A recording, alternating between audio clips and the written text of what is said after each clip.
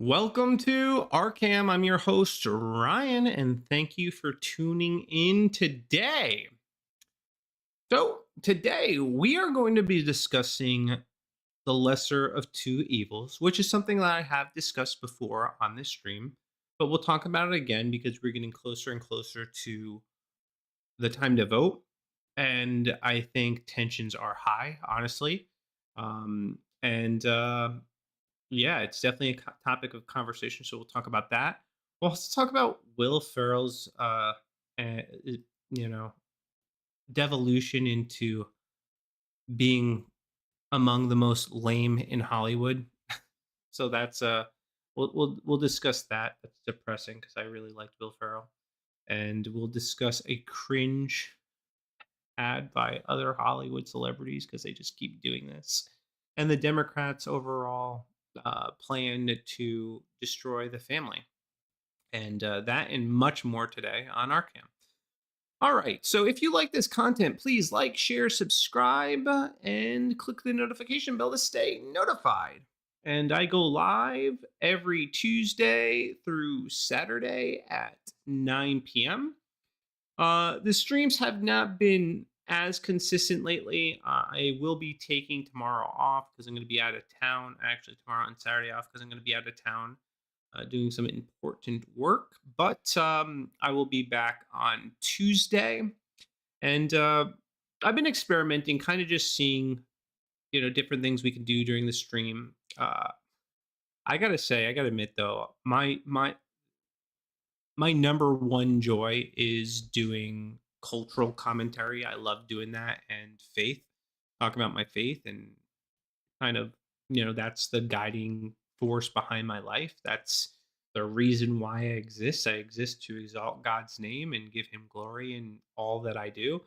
And that I want to bring more to the forefront of what I do, because honestly, there's really no point in me streaming if Christ isn't really at the center of it. And there really is no point in me doing any of this if God is not the one that gets all the glory. So I really want to strive to be somebody that does bring glory to God in everything that I do, and honors him with every fiber of my being. So I'm going to do that, and just make a more conscious effort to try to weave the stories of faith, and at least from or comment on these stories more from a Christian perspective, because at the end of the day, that's what matters most to me. And yeah, and I think that's kind of what I want to start this stream off with, is this whole idea of voting for the lesser of two evils. And I'll just be transparent with you guys. I was in this camp where I was willing to vote for the lesser of two evils. Uh, you know, um, I was for a very long time. In 2016. So pre 2016, I actually did not like Donald Trump at all. I thought he was obnoxious, and I didn't think he was really conservative, and I just, I didn't like, I didn't like the guy. And despite my better judgment, I voted for him anyway. And it turned out that I don't, looking back, I do not regret that vote. I thought it was the right vote at the time. 2020, same thing. But as I've watched the Republican platform kind of transform, I don't like the direction that it's going. So this isn't exactly an indictment on Donald Trump as it is the Republican Party as a whole, because I do believe there's probably a lot of things that they do that he may not even be aware of. But I see the direction they're going, and it leaves me with a bad taste in my mouth. It started when I started seeing drag queens at CPAC, and I don't. They weren't speakers or anything like that, but they were still there, and people were still taking pictures with them. Lady MAGA, that really rubbed me the wrong way. Because that's not conservative. And then you have all these conservatives selling LGBT uh, Q, but without the T, without the T. And it's just like, no, all of it is bad and evil.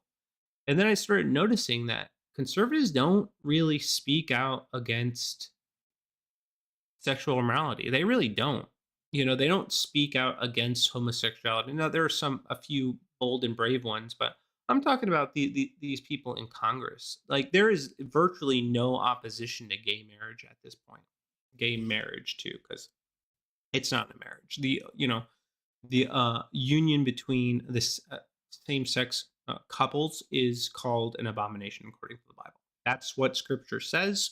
You can get mad at me, you can get upset, but that's what it says. And if you are a conservative, then the goal should be to conserve traditional Christian morality. This nation is a Christian nation. It was founded on Christian principles, and the Bible was a driving force behind the founding fathers. It's the framework of our legal system. And when we start to abandon that, when we start to turn our backs on it, well, the country starts to head down a dark path. And you would think that the conservative party would be fighting tooth and nail to conserve biblical morality, but they aren't. They aren't trying. I believe they've completely ceded ground to homosexuality. I do. Even prominent conservatives that I respect don't really talk about it anymore. One of my favorite conservative, commentators is Matt Walsh, but not even he is as strong on homosexuality as he used to be. Now, I'm not saying that he's for it, because I know for sure he's not. But I'm just saying, I listen to him regularly, and he doesn't speak about it nearly as much as he used to. He's not calling on congressmen or women to try to fight that battle. And I do think that conservatives have mostly conceded that ground. So I believe the conservative party of today very much looks like, liberals of 10 years ago. So with that in mind, it's not difficult to project where they're gonna go. And I saw someone in jest, highlight this point, and be like, we're not, we're not in a favor of, castrating minors, but we are in favor of this, and it's just some other extreme thing, and it just eventually it's going to get down the road where we have the exact same platform as liberals do today. If there aren't conservatives willing to raise a standard, if there aren't Christians willing to raise a standard. And that's what I think is important right now, is that there are Christians who are willing to stand up and raise a standard, to hold these people accountable, to take them to task. And a question that I've asked on Twitter, and I've gotten nothing really but crickets, is how do we hold these people accountable if we're going to vote for them no matter what? How? What incentive do they have to change once they have already assumed office? I don't know. But we are confronted with this idea of choosing between the lesser of two evils. And I remember debating Bryson Gray on this. It was actually the first time I'd ever spoken to him in a space. And he said something that kind of it stuck with me. He said the lesser of two evils is still evil. It is. There's no way around it. You're still being complicit in supporting evil. And I get that there's no perfect candidate. I understand that. I don't even expect to have perfect candidates. But I do expect candidates to hold what I think are basic conservative values. They fight adamantly for the traditional family unit. That means they fight against anything that poses a threat to that unit, which would be same-sex, quote-unquote, marriage. They don't do that. They don't even talk about it because they're pathetic cowards. Another bare minimum that I would ask is that they fight for life unapologetically. But they don't do that. J.D. Vance, in an interview, said that if an abortion ban were to hit Donald Trump's desk, that he would veto it. So if they had the opportunity to stop child sacrifice, if Donald Trump had the ability to stop it, he wouldn't. And that to me is cowardly. That to me sends a message that their heart is not really in this, and they aren't standing for what I believe matters most to me as a Christian, which is the unborn, which is same-sex marriage, and even on the transgender thing, they've conceded ground because they're against, you know, uh, doing the gender reassignment surgeries on minors, which is great. That's great, but it's not far enough because they need to be opposed to it completely and totally because it's insane. It's insane, and I don't even. I there's not even a good argument for it for anybody, but they don't oppose it. They don't challenge it, and the result is that we have Christless conservatism. Conservatives who have turned their back on God, and they are appealing to people who fundamentally hate them. They're appealing to pro-choicers, women that want to murder their babies in the womb. They're appealing to homosexuals, and they are just trying to cast this big net. In the process, they are alienating their Christian supporters. And I refuse to have any part of it. I refuse to vote for the lesser of two evils.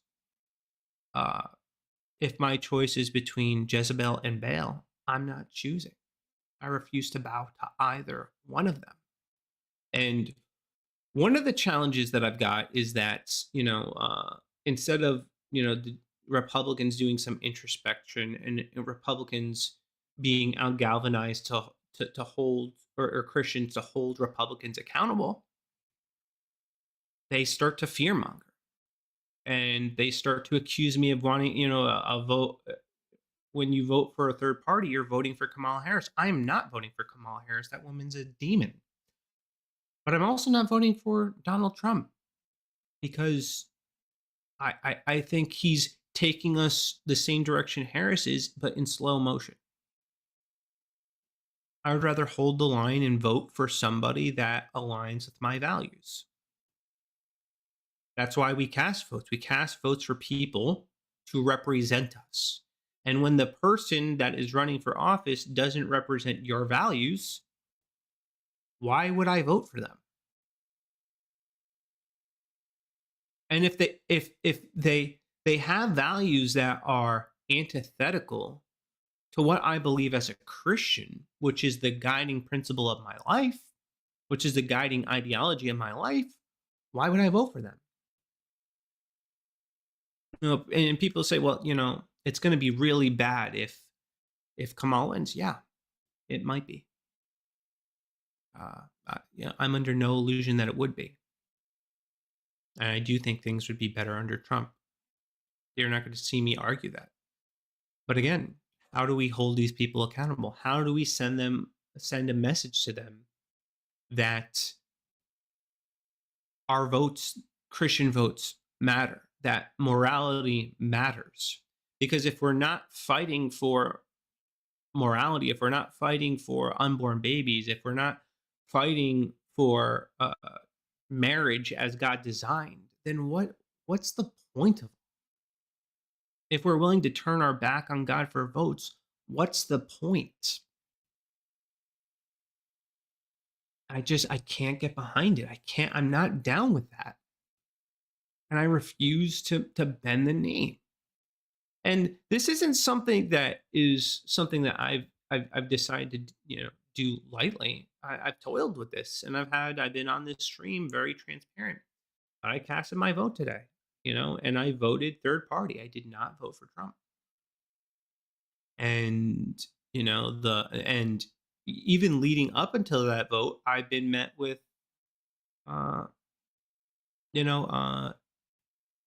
disappointment and even anger and frustration, being told that I don't see the big picture, but I do actually. I do see the big picture. I see the road that we're on.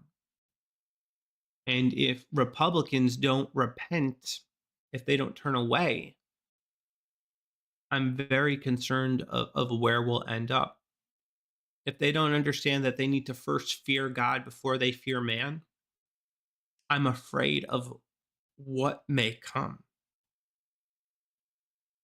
And I'm not going to have a faith that is shaken by fear of what may happen even under a Harris presidency, because at the end of the day, Christ is king, he is Lord over all, and I trust him with my entire life.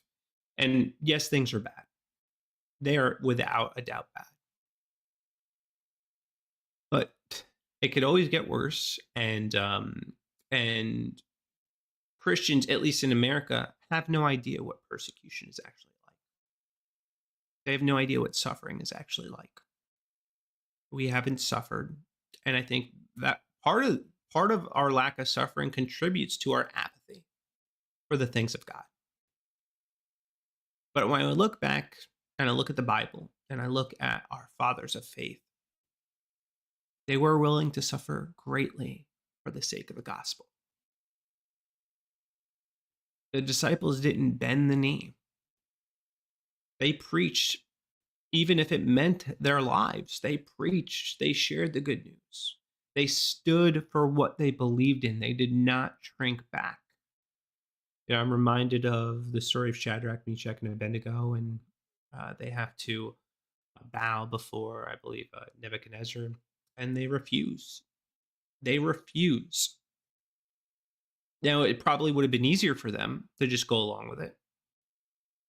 Sure. And it would be easier for me just to go along with everything.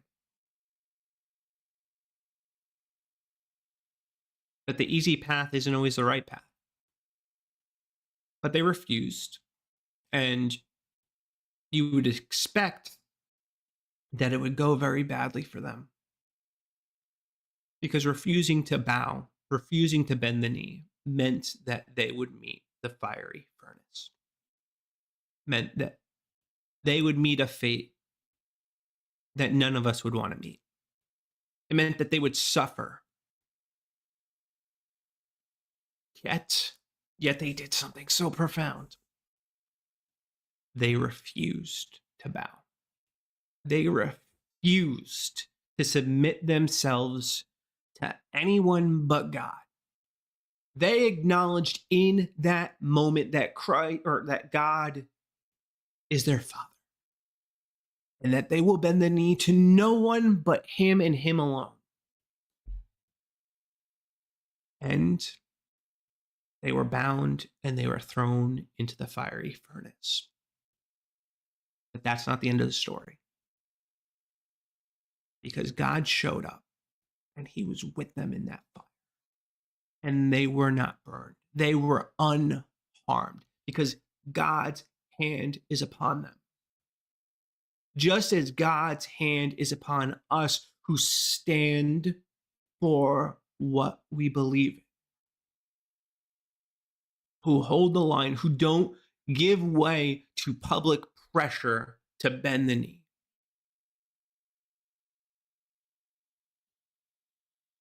And for those of you who are afraid of a Kamala Harris presidency, I don't think that's going to happen. But if it does, God is still on his throne. And if it does, we have a unique opportunity to be lights in a very dark world. We have a unique opportunity to suffer for Christ's sake. Now, I don't want this to happen by any means. I would like us to be prosperous again, but not if that prosperity keeps us apathetic. Not if that prosperity means that we skate by another 4 years and remove God from all aspects of the party. Now, if that means that in 4 years, we'll basically have libertarians running the party. Now, if that means in 4 years, conservatives see ground to transgenderism, are okay with gay rights, and you're even scolding people for being against it, and are fine with abortion in certain scenarios. I don't want that. That to me is losing. That's not winning. That's losing in slow motion. And if Kamala wins, then maybe people will start to recognize that we are under God's judgment and they will repent. And I pray it doesn't come to that. I really sincerely do with my whole heart. I would rather people repent now and live tomorrow and enjoy prosperity. But I don't know if that is going to be the case. And if you think I'm being hyperbolic or concerned or exaggerating, I don't think you understand. I don't think you see what time it is. I don't think you understand that the same woke mind virus that has infected leftists is infecting the Republican Party. I want you to listen to this clip I'm going to show you of Vivek Ramaswamy. And what he says is indicative of the direction the party is going. All right, let's play this clip. Our message to gay Americans tonight is this.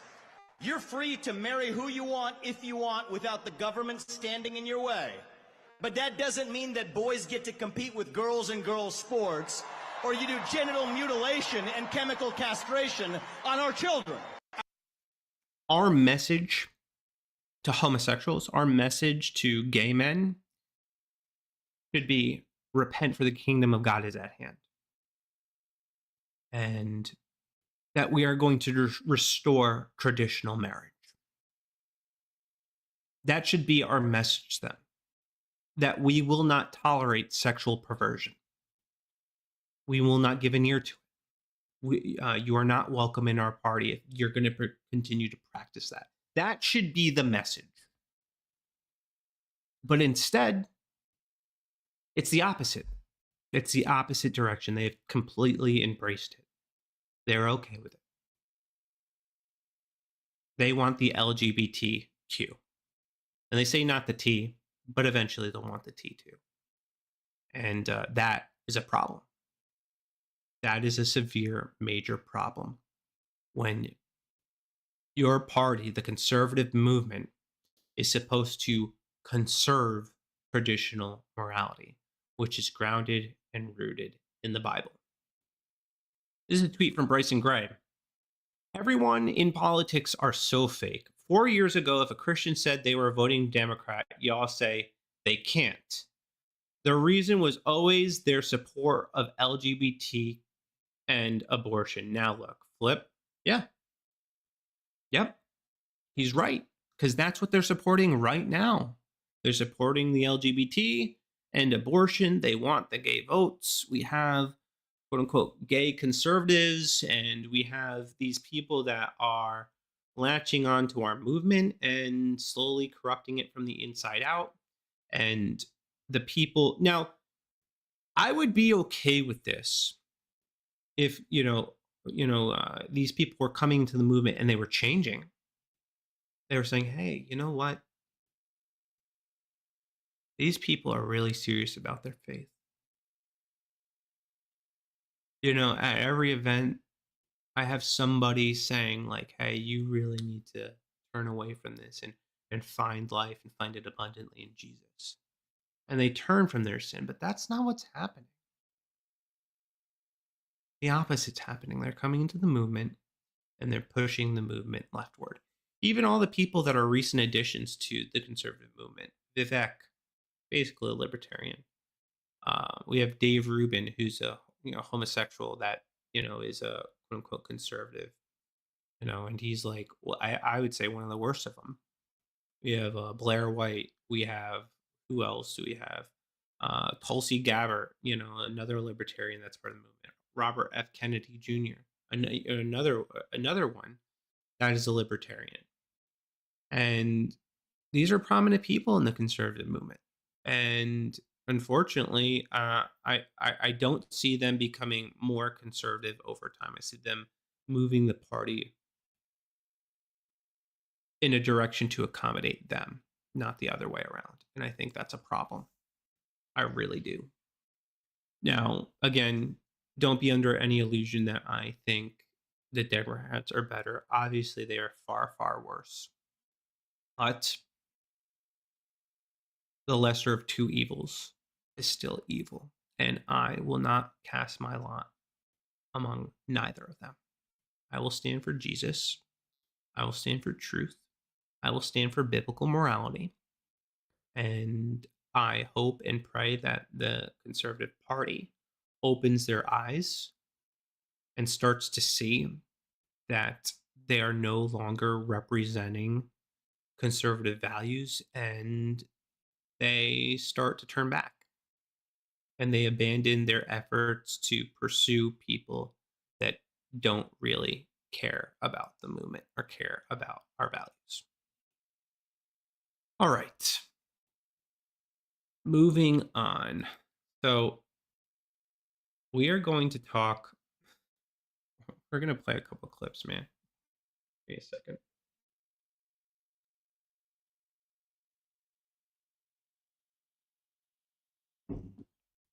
All right. So I've been a big Will Ferrell fan for most of my life. I watched nearly all of his movies, and I always thought, hilarious. He's hilarious, all right? Like, he may be going a direction politically that I think is really stupid, but it doesn't change the fact that the guy was hilarious. One of my favorite movies of all time is Anchorman. Anchorman is hilarious, all right? It just is. So I've enjoyed Will Ferrell, which makes it all the more heartbreaking that he is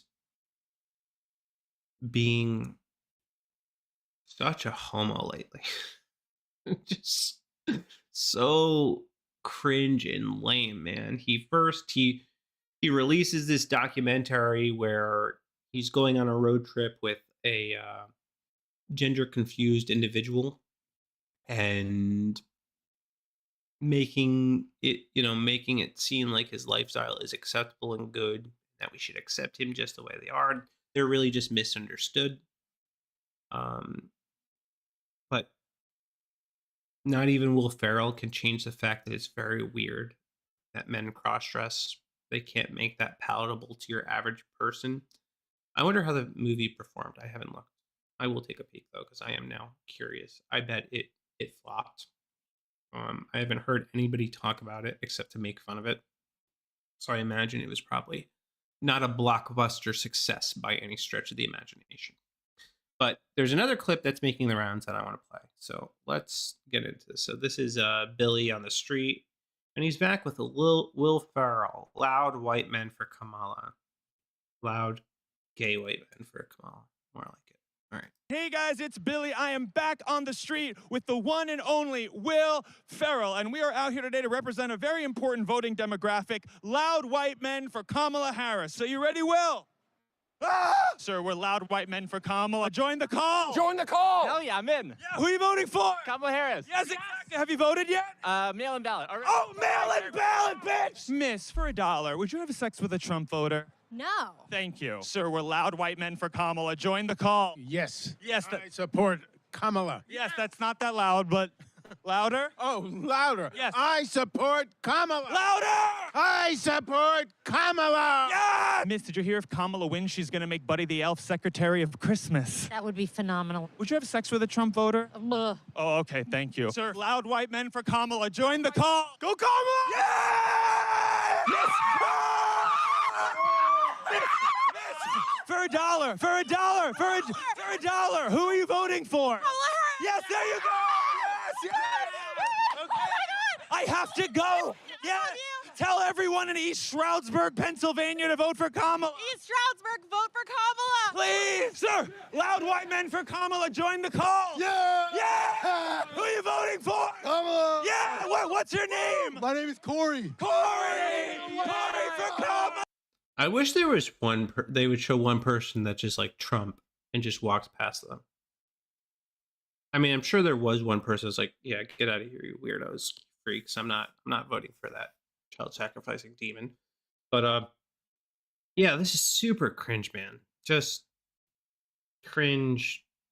And Will Ferrell is just kind of standing there. He's not really doing anything, just being a cheerleader. And I don't get, like, I don't understand why they're like bringing sex into it's just they're just weird. Hollywood is weird, man. Speaking of weird, they continue to be weird. But we have this ad from the cast of the Avengers. God, the cringe is just it's unbelievable. It really is. Hi, you guys. Hi, Avengers. Hi. Thanks Hey, for Scarlett. jumping on the call. Whoa. I think you mean assembling. I said Wow. assembling. Don, that's pretty good. No, they thought it was funny. Scarlett, it is our pleasure to come together and to get the vote out this election. Come on. Yeah, how can we be of service? Well, how about we start with what our voting plans are going to be, who we're going to bring to the polls with us, that sort of thing. Just to, I think Kamala Harris needs a catchphrase. Ooh, yes, definitely a catchphrase. How about this? I'm just off the top of my head. I can do this all day. Shut up. I hate it. Okay. I mean, it's original, but What about something punchier like, ooh, boom. You looking for this? Iron Man 2, everybody loved it. okay, again, I think we're just trying to get out the vote. Kamala forever. That's better. Okay, how about I'm down with democracy? It's just clean, it's simple. Okay, I like that. It's hard to argue with that. Kamala Harris down with democracy. Oh, yeah. I'm Kamala Harris, and I say down with democracy. I don't know if that sounds the way we want it to sound, though. I think we just need, can we get some production though? Jarvis? My name's not Jarvis, but whatever. Oh, yeah, that's right. Down with democracy. Down with democracy. Is that what we mean, though? Yeah, together we're going to tear down democracy. Will you stop playing heroic music under yourselves?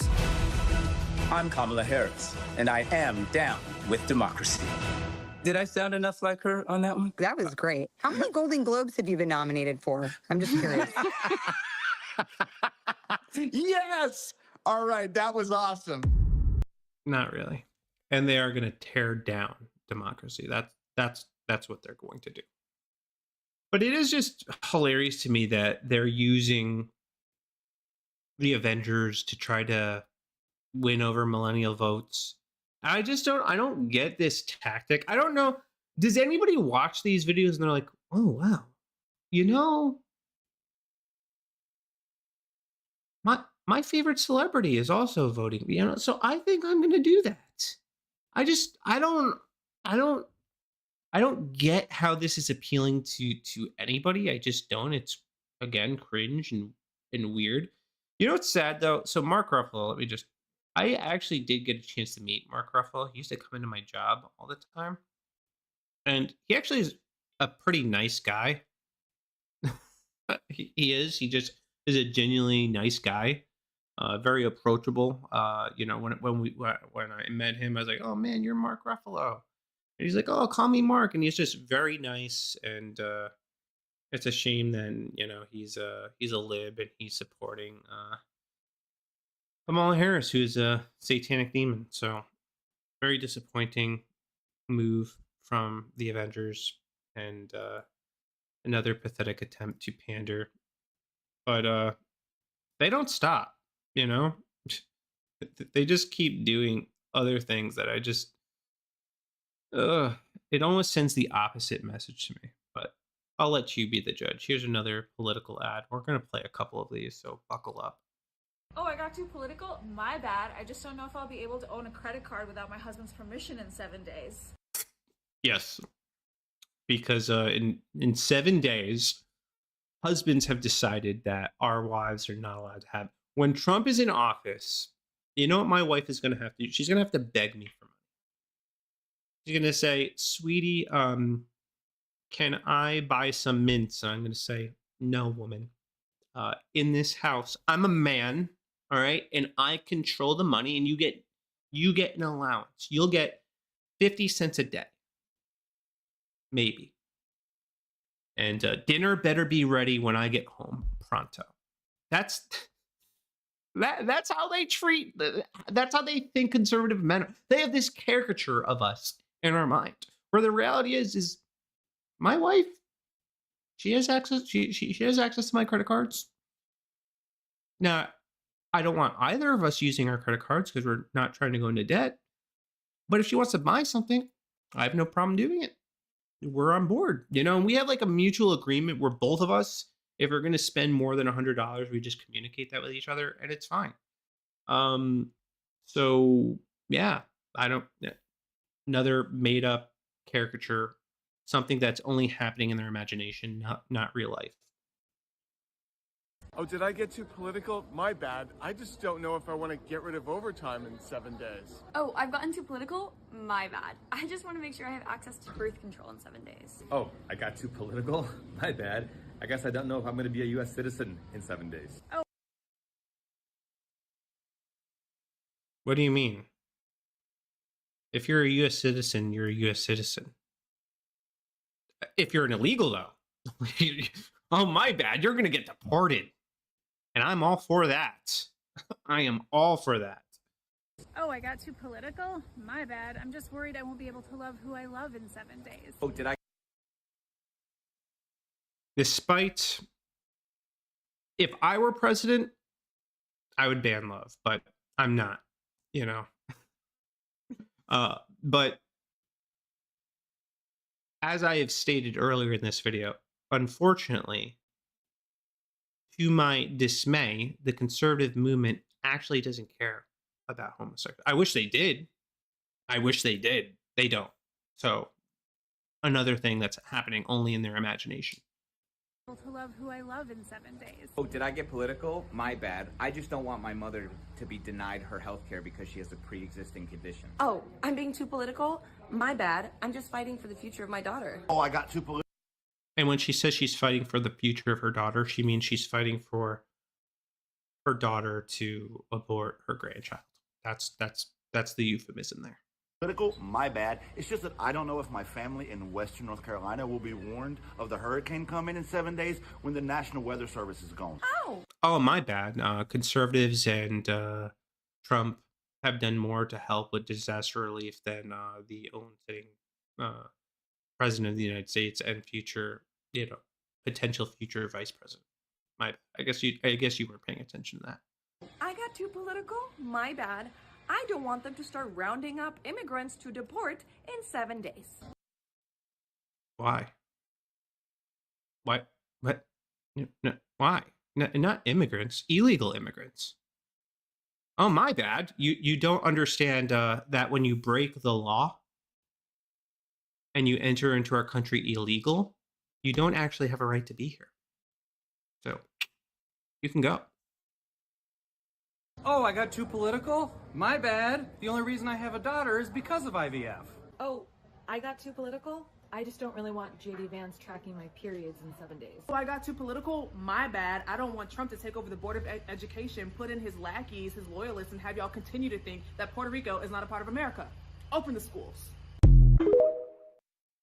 Oh, my bad. You people are the most hyperbolic, delusional people of all time. My bad. My bad. These people are inventing, again, caricatures of what they think the conservatives are, what conservatives are. And it's crazy. Here's another one. This actually is probably going to go down as the political ad that I dislike the most. Your turn, honey. In the one place in America. This is Julia Roberts narrating, by the way. So they're just pulling out every star possible to help them win. Where women still have a right to choose. You can vote any way you want. And no one will ever know. Did you make the right choice? Sure did, honey. Remember, what happens in the booth stays in the booth. Vote Harris Walls. I want you to kill your baby, is basically what they were communicating to one another. I want you to have the right to murder your baby. Oh, and in the process of doing this too, they're also encouraging their spouses to lie to their husbands. What? How is that good? How is that good? Oh yeah, lie to your husband and vote against what your family values.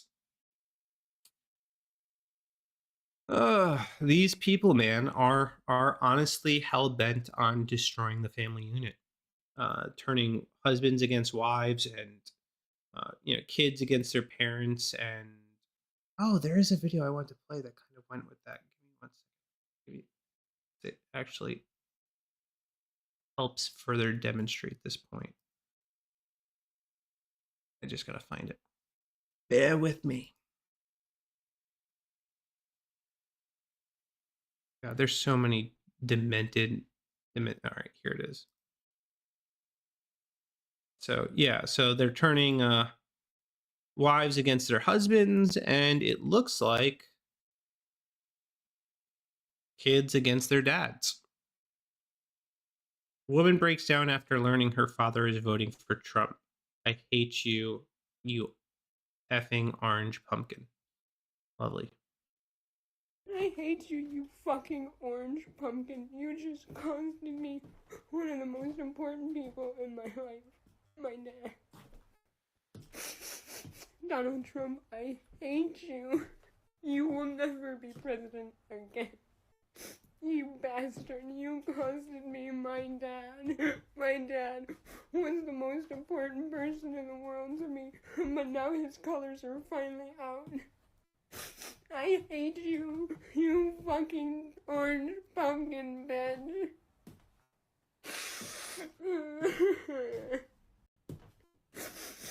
I hate you, you stupid, failed fucking businessman.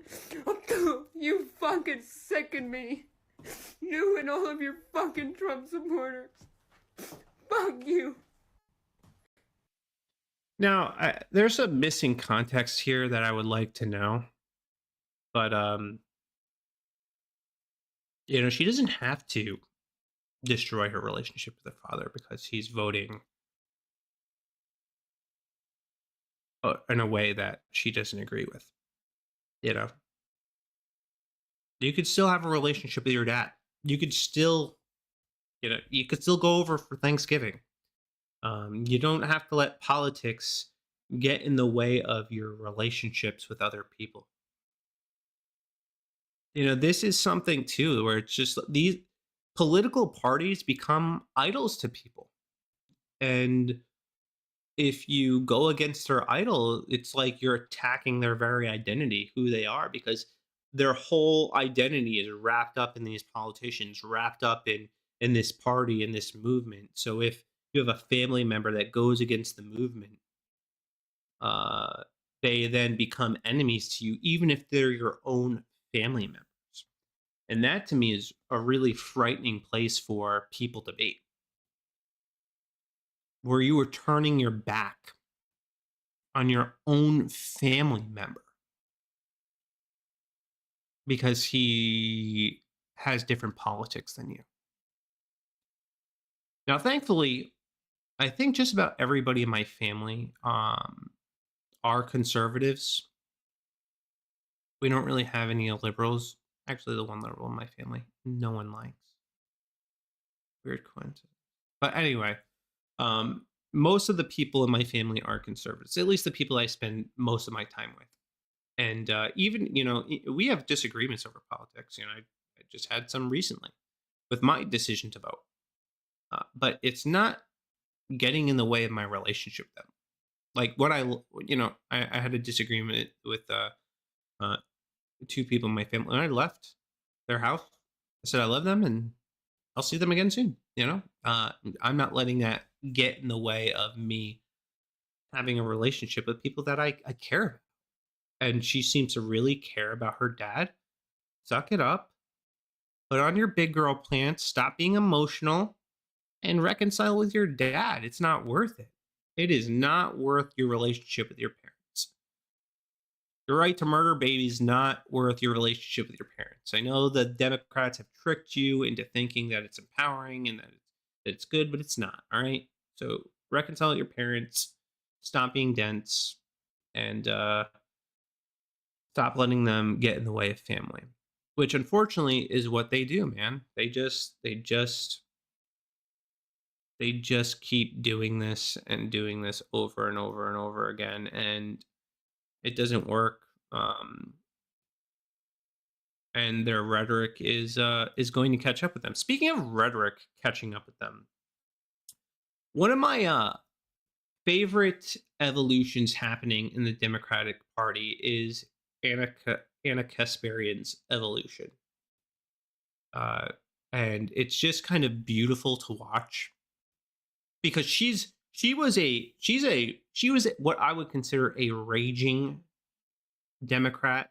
I mean, frothing at the mouth. I mean, visceral, guttural, hard, among the most hardcore. But something happened to her that pushed her to start to see the light. She was assaulted in LA, and she shared her assault, and people started accusing her of racism. And she never shared the ethnicity of the victim. And she started to realize in that moment that these people are like racially motivated with everything. And then she ultimately shared that the attacker was actually white and pointed out that, you know, this disparity in what her audience was thinking.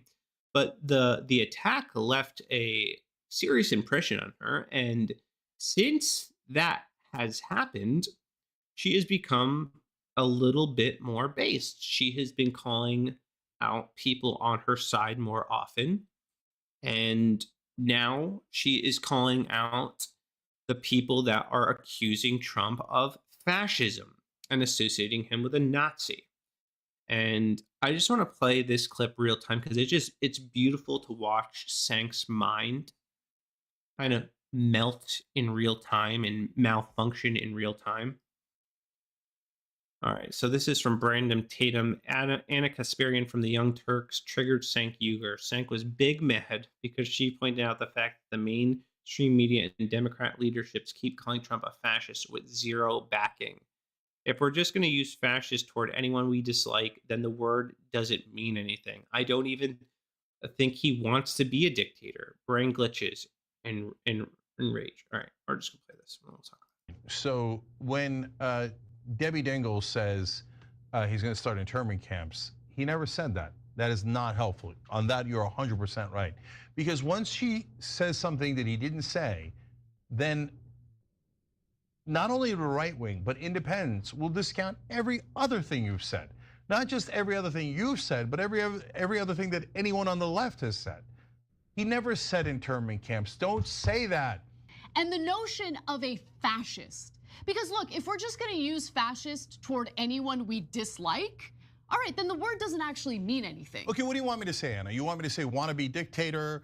Sure, you can say wannabe dictator, but I don't even think he wants to be a dictator. Of course he does. That's what you do when you lose an election and you go, oh, I got fake electors and I'd like to terminate the Constitution and bring out the tanks and use martial law against American citizens. And when did he do that? Because I actually think if Trump wanted to be a dictator, he probably could have, and he didn't, though.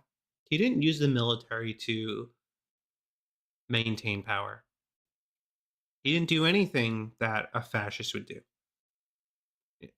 You know, it's weird because if he was a fascist, I don't know why things were so good when he was president.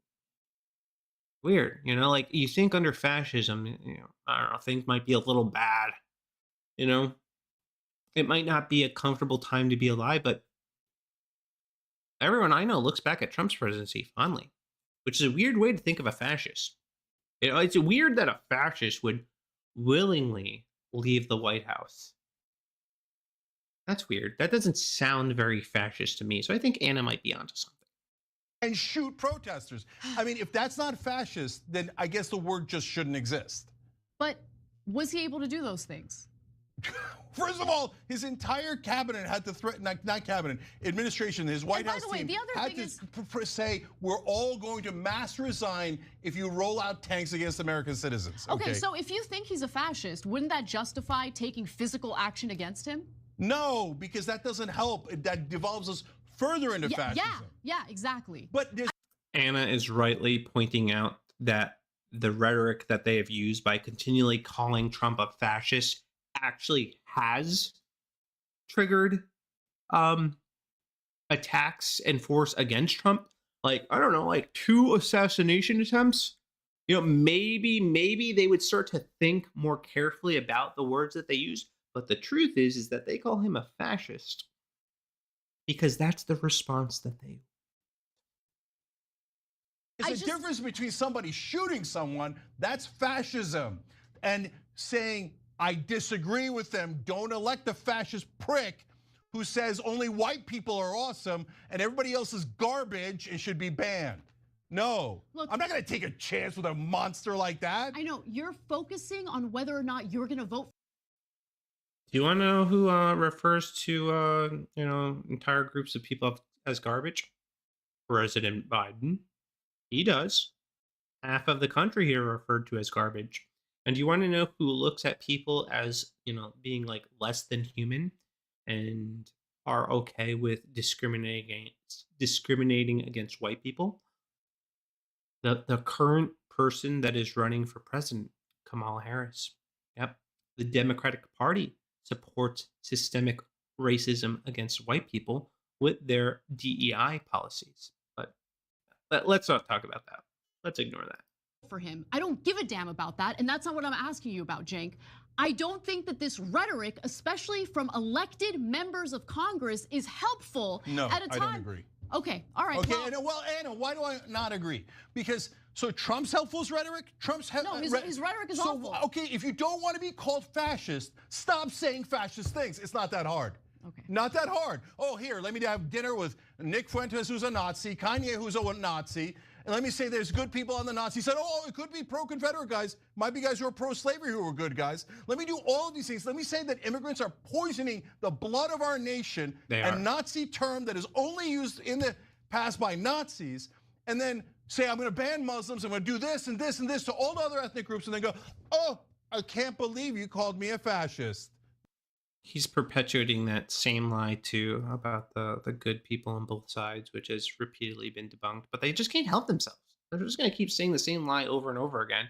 And unfortunately, their brainwashed NPCs that follow them are going to eat it up. But thankfully, people like Anna are coming to the light. They are starting to see reason. And you can kind of tell Anna's just like she's had enough. She doesn't take Cenk seriously anymore. She's like, all right, like this guy's a full blown moron. I've had enough. I would not be surprised if she goes independent soon. I really wouldn't.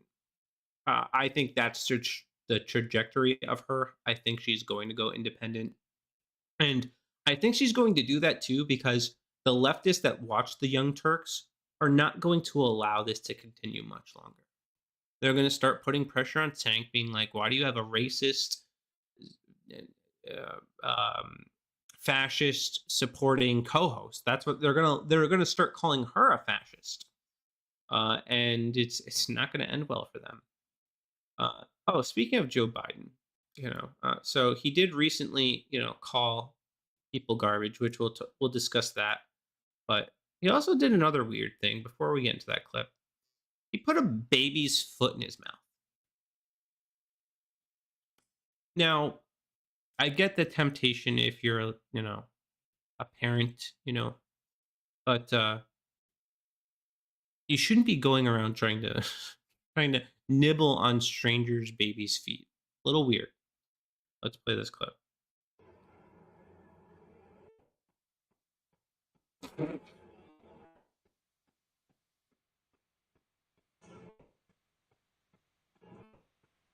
What? I'd be like, get the hell away from me, you freak! Get away from my baby's foot, you weirdo! What is he doing? Oh man, and he stays doing creepy stuff like this, man. I don't even think he knows what he's doing at this point. That's just like the vacant dedic. He's like, oh no, oh I actually did that. Oh no. Oh well. Yeah.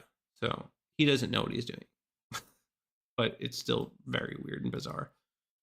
All right. So Biden gave this. I guess I don't know, he shared some comments the other day regarding Trump's Nazi rally in Madison Square Garden, and the comments a comedian made about Puerto Rico being trash, and this is kind of how he responded to that.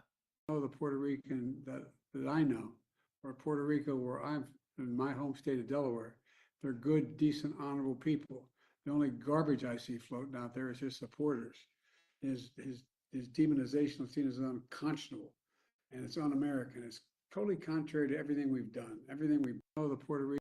So yeah, he said that. He called half the country trash. All Trump supporters trash.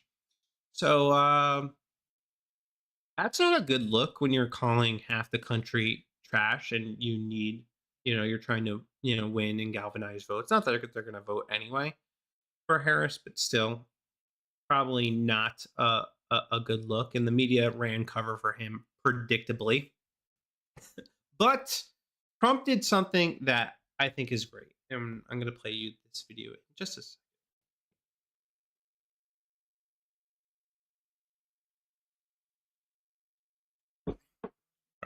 Let's play this video.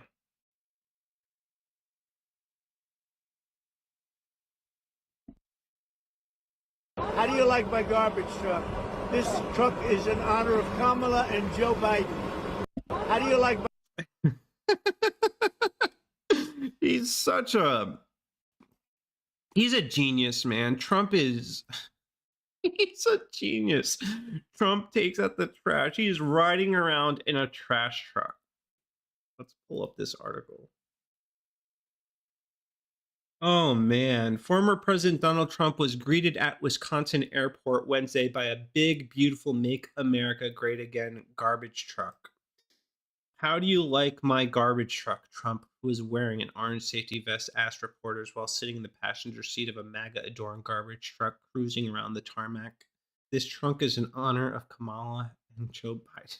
He's just a master at trolling these people, I gotta say. It is impressive. He knows exactly how to dominate the news cycle, because everybody's going to forget about the comments the comedian made at CPAC, and they're going to focus exclusively on this and what Joe Biden said. The only garbage I see floating out there, this is the comments from Joe Biden. Republicans blasted the insult and drew immediate comparisons to then Democratic nominee Hillary Clinton's remarks in 2016 that half of Trump supporters should be put in a basket of deplorables. Very smart, honestly. So this is going to be what people remember. They're not going to remember the comments at Madison Square Garden. They're going to remember Trump riding around in this garbage truck, which I think is great. All right. Oh, I wanted to talk about this the other day, but I didn't. At least I don't think I did. If I did, you're going to hear it again, because it's so good that you need to hear it twice. Right? Donald Trump says on Joe Rogan podcast that he wants to eliminate the federal income tax. Did you just float out the idea of getting rid of income taxes and replacing it with tariffs? Well, okay. Were you serious about that? Yeah, sure. But why not? Because ready? Our country was the richest relatively in the 1880s and 1890s. A president who was assassinated named McKinley. He was the tariff king. He spoke beautifully of tariffs. His language was really beautiful. We will not allow the enemy to come in and take our jobs and take our factories and take our workers and take our families unless they pay a big price. And the big price is tariffs. And he'd speak like that, but he was right. And then around in the early 1900s, they switched over stupidly to, frankly, an income tax. And you know why? Because countries were putting a lot of pressure on America. We don't want to pay tariffs. Please don't. You know, believe me, they control our politicians. If you look at the kind of numbers that these guys make then and now, but we had a commission meeting in the I think it was 1887. Think of this problem. We were so rich. We had so much money. We didn't know what to do. So they set up a blue ribbon commission on tariffs. And the sole purpose is what to do with all the money we had. We were so rich because we were taxing other people for coming in and taking our jobs. Brilliant. Sounds good to me. Any plan to get rid of the federal income tax sounds great to me. Now, a lot of people are like, how are we going to pay for this? He's not going to be able to generate enough tariffs to end the federal income tax. He will if Elon Musk is in charge of the Department of Government Efficiency, or DOGE. He will then, because Elon Musk will cut all the unnecessary programs and three-letter agencies that we don't need. And you'll free up a lot of money. You'll find a lot of money when you don't have people focusing on diversity, equity, and inclusion. You'll have a lot of money when you're firing all these useless organizations that do nothing but drain the taxpayer wallet. You'll find a lot of money. And you'll also discover how wasteful the government actually is. And you'll put money back in Americans' pockets that isn't yours to begin with. So, yeah, I think ending the federal income tax, fantastic idea. There's no reason the government should be taking my money before I get it. So, I'm on board with this. I think this is great. So, one more comment, because this stems from, there's another person I think that made similar comments. So I feel like this is a talking point that's actually going out to female podcasters. So we'll see. But Megyn Kelly complains Trump Madison Square Garden rally was too brotastic and turned off female voters like herself. It wasn't a Nazi rally. All that's nonsense. But I'm telling you, even for me, and I voted for Donald Trump last week, it was too brotastic. Okay? It was. You're trying to win an election in which you're hemorrhaging female voters. Maybe when you present in front of hundreds, thousands at least, at Madison Square Garden, you clean up the bro talk just a little so you don't alienate women in the middle of America who are already on the fence about Republicans. Do they have no women advising their campaign? Is there no actual woman sitting behind the scenes, coming up with the guest lineup and saying, let's just have a word with the guys who are going to be speaking about, this isn't the bar. This isn't their living room. This is a campaign. This is politics. We're trying to get him elected. We don't need to rally the base. Actually, they do. They do need to speak to men. Because who else is speaking to men? Megyn.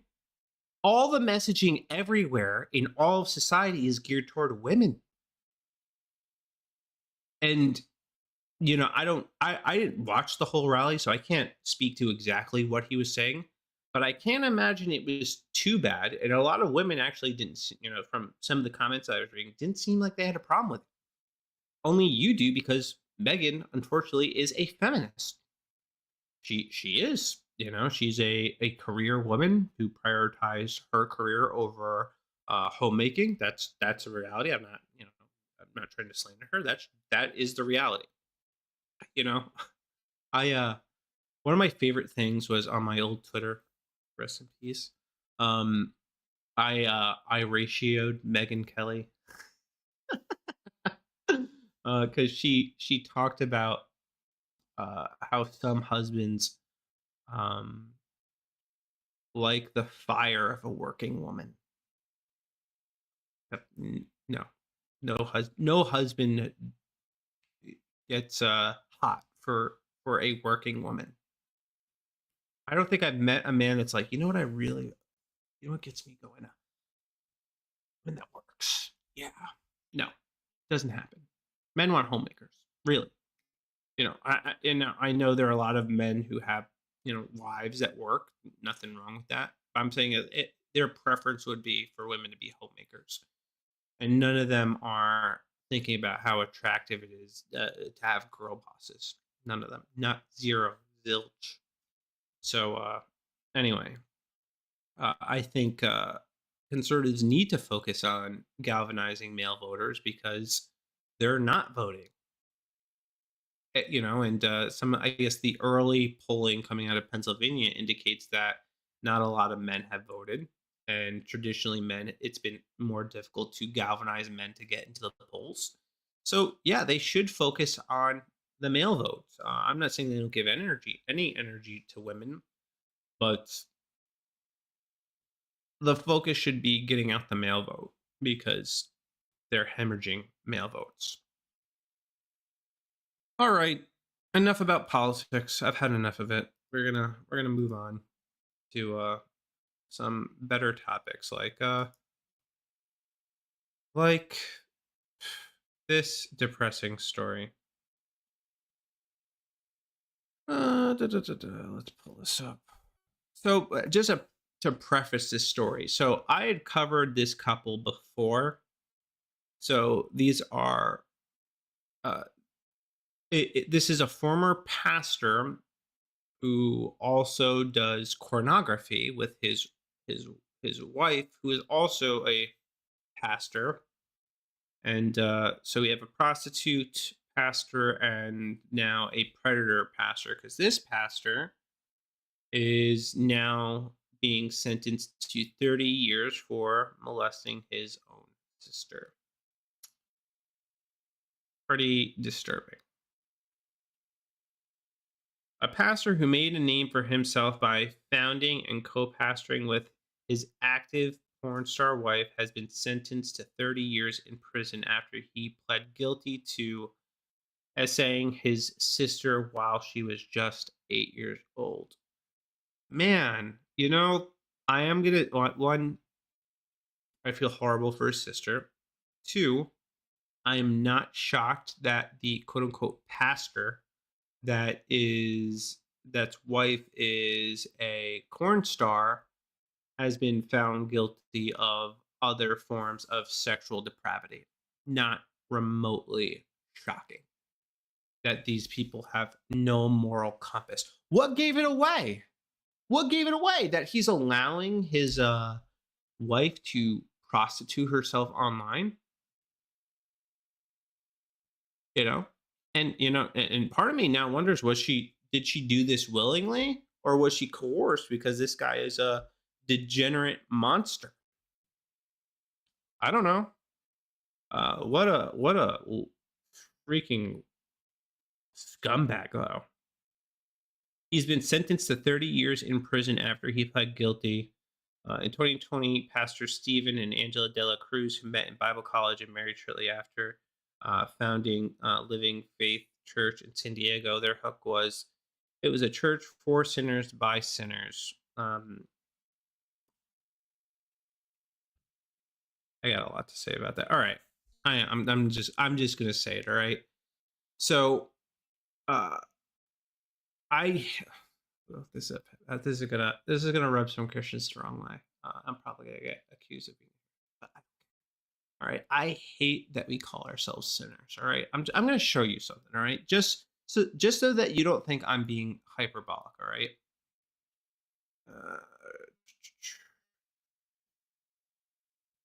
John. First John 3.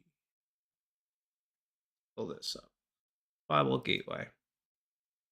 And you tell me if I'm incorrect, all right? All right. So everyone who sins breaks the law. In fact, sin is lawlessness. But you know that he appeared so that he might take away our sins. sins, and in him is no sin. No one who lives in him keeps on sinning. Well, that's weird. Because like the way modern Christianity speaks, it's almost like you could just continue to sin. It's all good. We're just sinners, you know? That's what we hear. Lives in him keeps on sinning. No one who continues to sin has either seen or known him. That's weird. Wait, you mean if you continue to sin, you have neither seen Jesus or know him? Wow, that sounds very familiar. It almost sounds like Jesus when he says that he doesn't know people who practice lawlessness, which is sin. Weird coincidence. So then he goes on to say, dear children, do not let anyone lead you astray. The one who does what is right is righteous. Wow. So if you do what is right, God considers you righteous. Okay.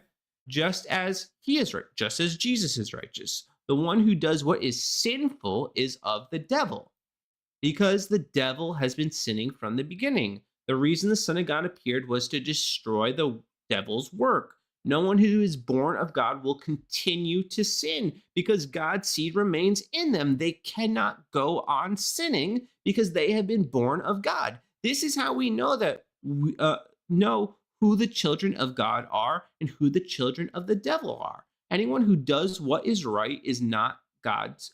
What is right is not God's.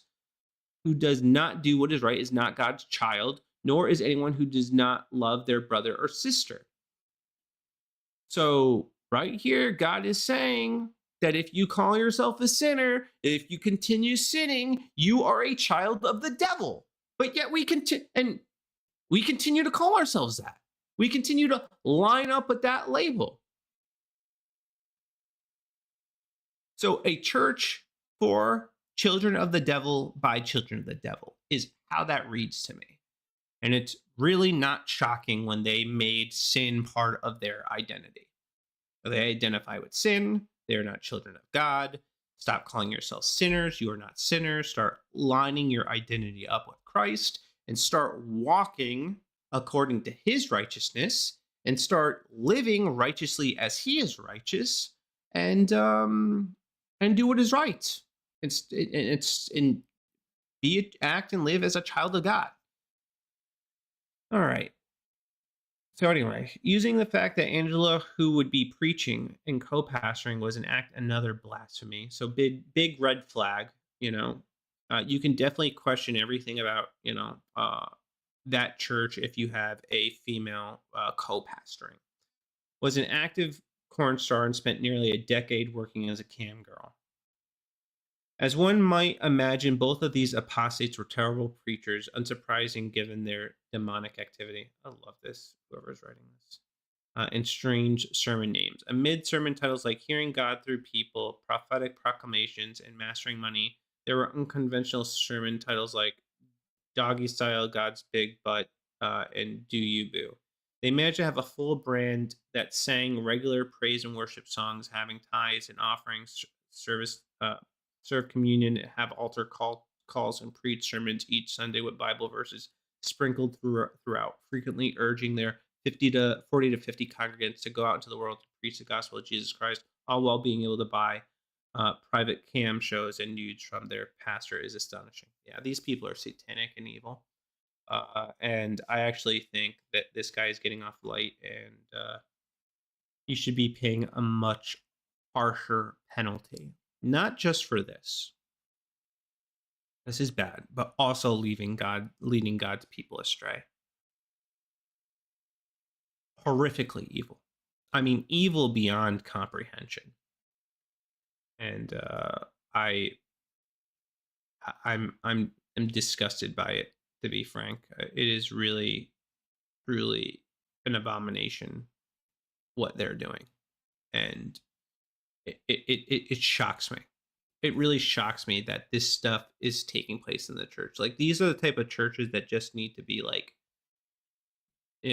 removed, and these are the type of churches that I think when, Christ comes back, judgment's going to start in them first because of what they're doing and how they're abusing God's word and how they're abusing God's grace. They are the very definition, the epitome of turning God's grace into lewdness. And yeah, it's horrible. It really is horrible. All right, moving on to the next story. We have two influencers who drowned to death on a yacht party that we're going to talk about, because people will do incredibly dumb things for clout. I'm going to try not to show some of the pictures. No, I'm not doing this. Never mind. Just some of it's inappropriate. I'm just going to try to get to the story. All right, here we go. Bingo. All right.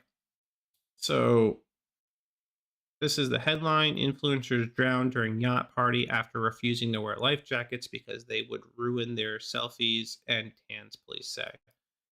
Tragedy struck after an overcrowded boat was sunk by a wave on a stretch of coast known as Devil's Throat off the coast of Sao Paulo, Brazil. Police revealed two women refused to wear life jackets on the 29th of September.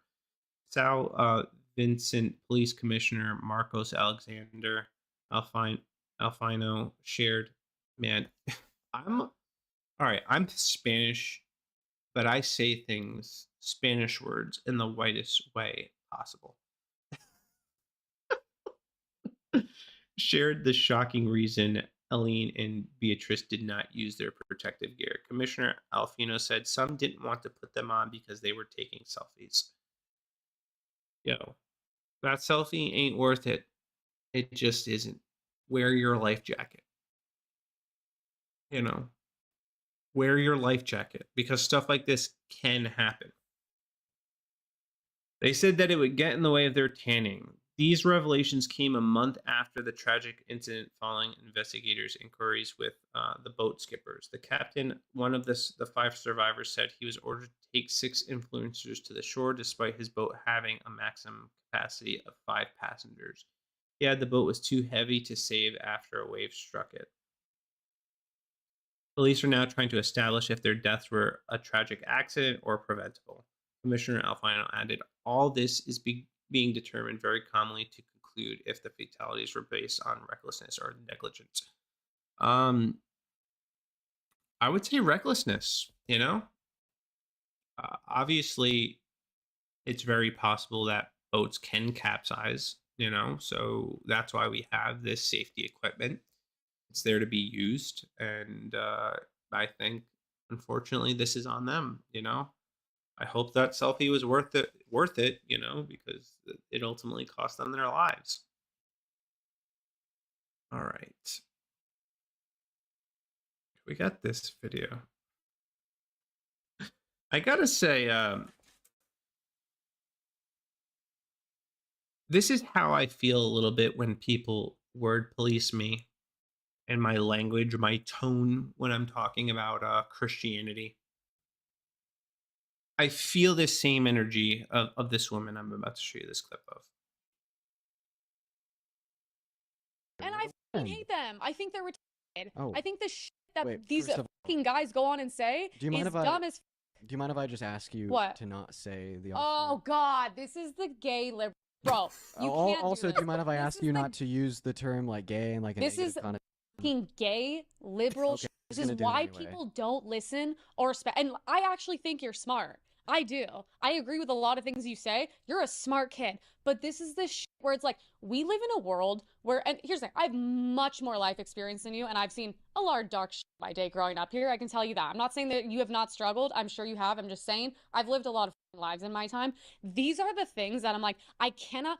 Who cares? Words are not going to hurt you. Whatever I say is not going to hurt you. Are you okay? Christian? You are what? Are you Christian?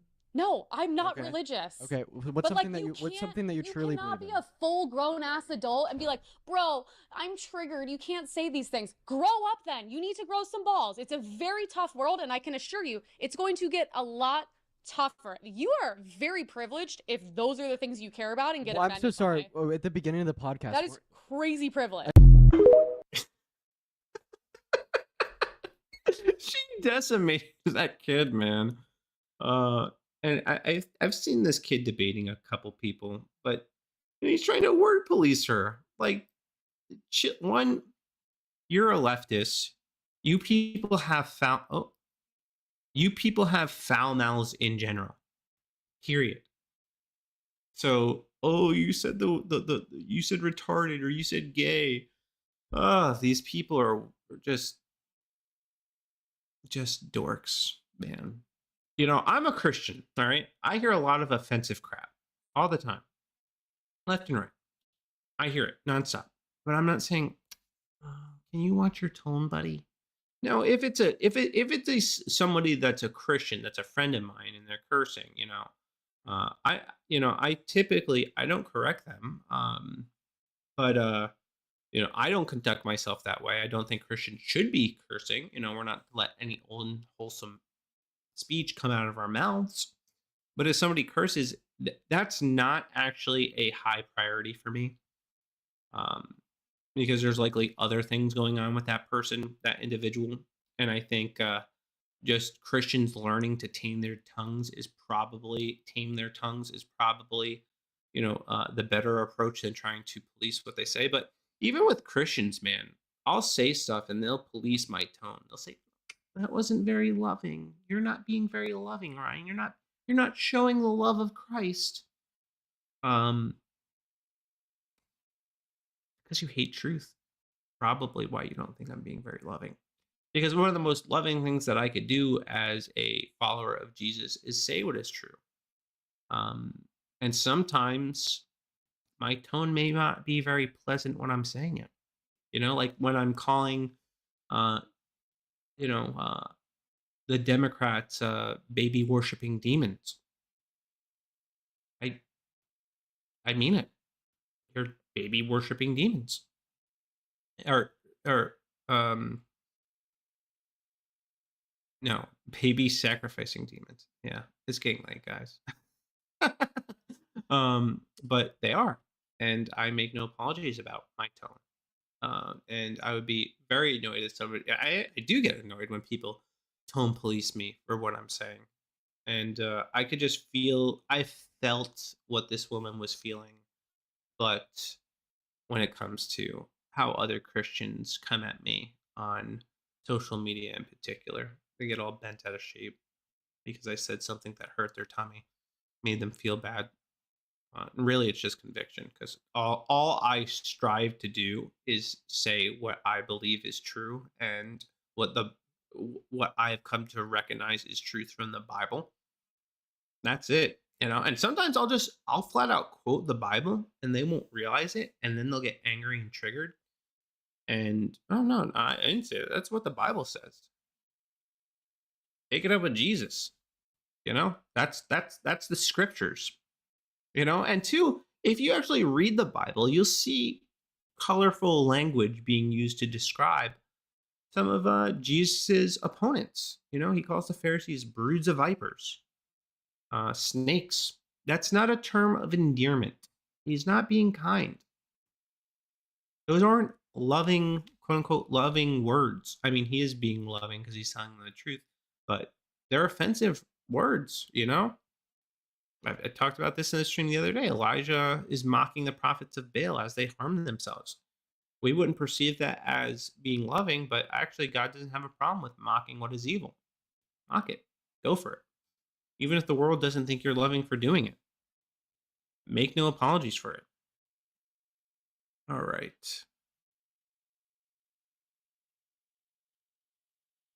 And I want to get to these stories, but it's getting late.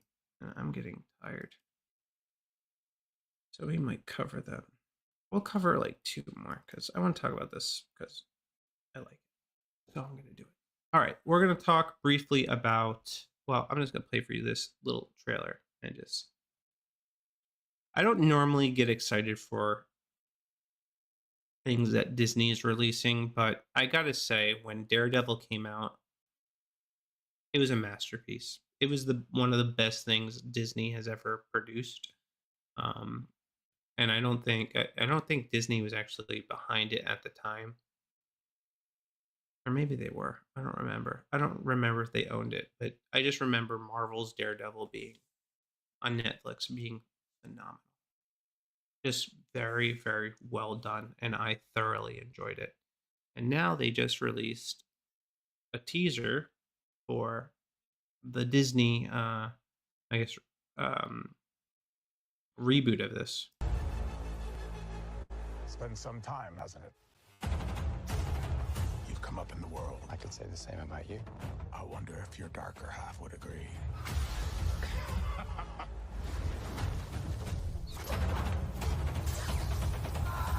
Exactly what kind of a lawyer are you? A really good one. So that's the teaser for it. I'm hyped, guys. I'm not gonna lie. And again, I'm not very optimistic about the things that Disney puts out, but the every season of Daredevil was fantastic. It was just very well done, and I'm hoping, my God, I am hoping Disney doesn't ruin it. I'm hoping they don't go woke with it. I'm hoping that it is just as well done as what we had on Netflix. But there is a fear that it's not going to be, a fear that is going to be horrible and lame and boring. And I hope that's not the case, because everything, I mean, the writing, the story, the choreography, the fight scenes, it was just so good. And I haven't seen something that good from Disney in a long time. So I'm hoping that this is it. I'm hoping that they have something of quality that comes out. So, all right, I think I'm going to end it there because I'm just getting tired. So that's going to do it for me. If you like this stream, please like, share, comment, follow, subscribe, do all those things, and stay notified into what I'm doing, because I go live every Tuesday through Saturday now at 9:00 p.m. And yeah, I just appreciate your support. And I will not be live, though, the next 2 days. I'm going to be out of town for a little bit, but I'll be back on Tuesday. Anyway, I hope you guys have a blessed night. Deuces.